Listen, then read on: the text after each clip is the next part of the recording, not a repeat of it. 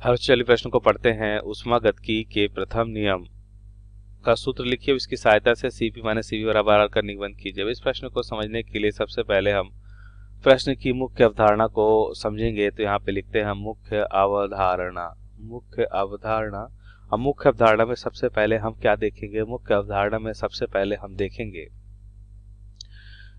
कुछ महत्वपूर्ण बिंदु को। जैसे हम यहाँ पे जानते हैं कि ठोस व द्रव की अगर बात करें तो इसका आयतन क्या होता है? निश्चित होता है। तो हम ये बिंदु को पहले लिख भी लेते हैं। अगर इनका आयतन निश्चित, तो हम देखते हैं कि इनमें Cp और Cv का मान लगभग एक समान होता है, या कह सकते हैं इनकी एक विशिष्ट ऊष्मा होती है। तो यहाँ पे हम लिखेंगे ठोस व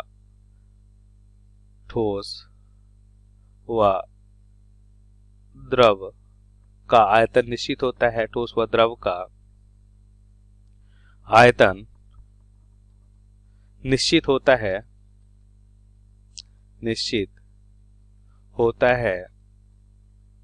अतः इनकी एक विशिष्ट ऊष्मा होती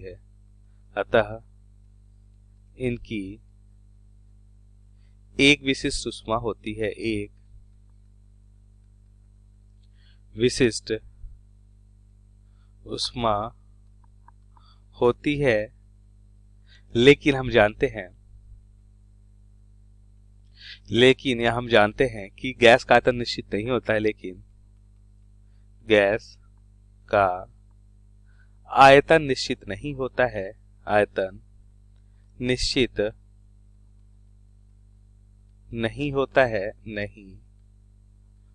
है। अतः इनकी दो विशिष्ट ऊष्मा होती है। दो विशिष्ट ऊष्मा होती है। जहां पे हम देखेंगे Cp और Cv है। तो जो Cp है वो क्या कहलाता है? नियत दाब पर विशिष्ट ऊष्मा। Cv कहलाता है नियत आयतन पर विशिष्ट ऊष्मा। तो ये कहलाएगा हमारा नियत दाब पर विशिष्ट ऊष्मा, और ये कहलाता है नियत आयतन पर विशिष्ट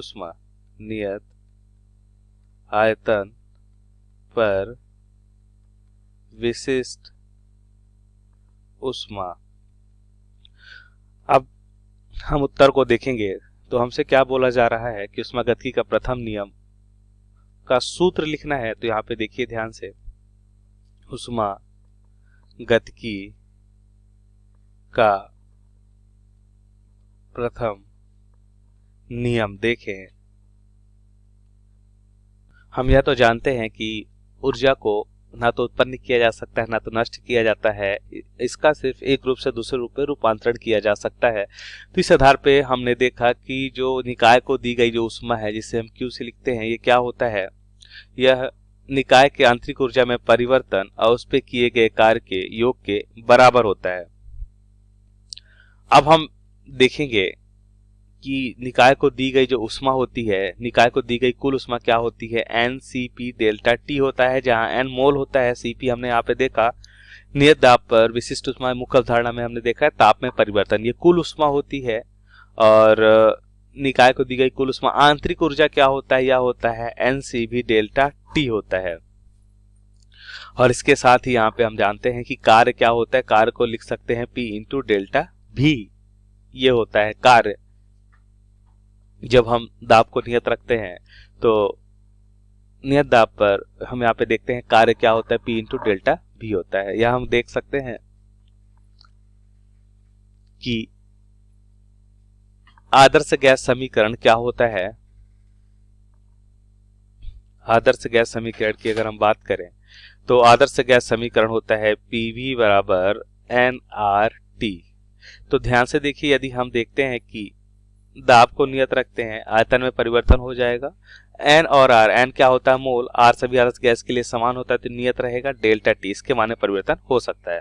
तो इस यहाँ पे हम लिख सकते हैं P इंटू डेल्टा V के स्थान पे NCP डेल्टा T बराबर NCV delta T plus P into delta V के स्थान पे हम क्या लिख सकते हैं? NR डेल्टा T लिख सकते हैं। तो ध्यान से देखिए, हमें यहाँ पे ये value N delta T common होके यहाँ पे कैंसिल हो जाएंगे, और यहाँ पे हमें क्या मिलेगा? Cp बराबर CV प्लस आर मिलेगा। तो यहाँ से हम लिख सकते हैं Cp माइनस Cv बराबर आर। तो क्या हमें यही सिद्ध करना है और यही हमारा मेयर समीकरण कहलाएगा। और हमने मुख्य अवधारणा में देखा कि Cp और Cv क्या होता है। तो यह हमारे प्रश्न का सही उत्तर है। आशा करते आपको समझ आया होगा। धन्यवाद।